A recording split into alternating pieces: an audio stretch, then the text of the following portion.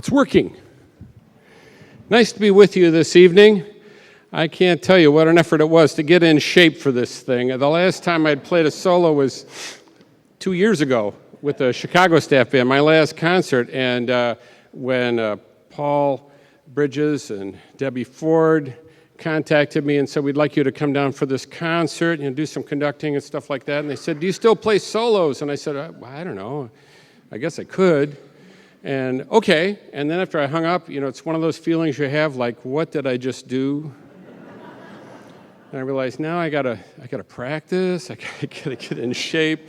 So keep praying for me. Those of you who promised you're doing that throughout this concert. That's all I can say. 2 more to go. Well, it's not often that you get a chance to write a thank you note to someone who's meant a lot to you. I had an occasion a few years ago when the Chicago staff band was playing in the little town of Owasso, Michigan.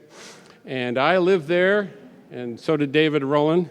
I lived there between the ages of 5 and 10 years old. And the staff band came back and played a concert in what was now the junior high school. It was the high school when I was in that town. But a little old lady came to the concert and she said, you probably don't remember me. And I said, oh, I remember you. You're Mrs. Blood. You remember a name like that, for one thing. I said, you were my first grade teacher. She said, you remembered me? I said, Mrs. Blood, you taught me how to read. I'd remember someone who taught me how to read. A chance to thank someone. You don't always get that. And so a couple of years ago, the Royal Oak Corps, where I moved right after Owasso, was celebrating now their 90th anniversary. Give you an idea how far along that was. My parents were there when we celebrated the 40th anniversary.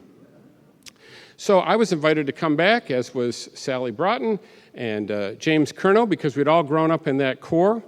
And I got this idea, what if we wrote a thank you note to our bandmaster Max Wood, who was your bandmaster latterly after that? Because he was the guy who taught us how to play, really taught us how to think musically. But not only that, when we started to write music, our humble little hand scratches of pencil on this manuscript paper, we could show it to him. And with his great insight into music, he could look at that and say, oh, that's an okay idea, or you're wearing that idea out, or watch out for this. And he'd circle things, and he'd make comments about things that were always very constructive and helpful. I still have all of those notebooks with all those comments. It meant the world to me. And so I thought, what if we found out something about Max's favorite choruses? And I called Jim. I said, what if we write a piece together? We don't normally collaborate in that way. We write for each other for various things, but to do something right together, that's unusual. And so we got some spies afoot, and they found out that 3 of his favorite songs were actually 2-line choruses, and you'll see them go by. But the first one is, Oh, Happy Day, When Jesus Washed My Sins Away. That initial salvation. And then the second chorus is, Enter right into my heart, Lord. Enter now. Sort of that deeper walk. And the third chorus is, I've got a home in glory land that outshines the sun way beyond the blue. Do, Lord, or do remember me. So you got salvation and sanctification and eternal life all wrapped up in this sequence of events. So I said, so here's the tunes, Jim. And we divvied them up. And typical Jim, he's so disciplined, he decided to write the last part of it. So he got it done before I even started the first part. He's good with deadlines and things like that.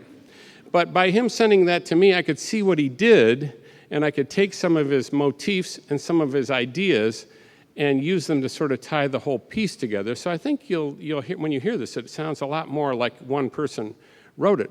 Because Jim is sort of all the way through it, and I did the arrangement of Oh Happy Day and Enter, and he finished up with Way Beyond the Blue. But he's all the way through it because I stole his good ideas, of course, and took credit for them at the front. So we're going to bring to you this little thank you note that we were able to play on that Celebration 90th anniversary concert. And it was a real joy to see Max and the surprise on his face as he was playing second cornet in the band while we were doing this.